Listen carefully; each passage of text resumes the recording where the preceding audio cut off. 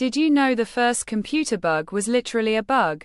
In 1947, Grace Hopper and her team were working on the Harvard Mark II computer when it started malfunctioning.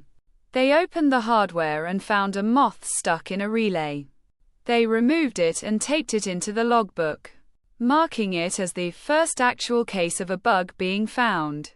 This gave birth to the term debugging in computing. So, the next time you're fixing code, remember, it all started with a moth.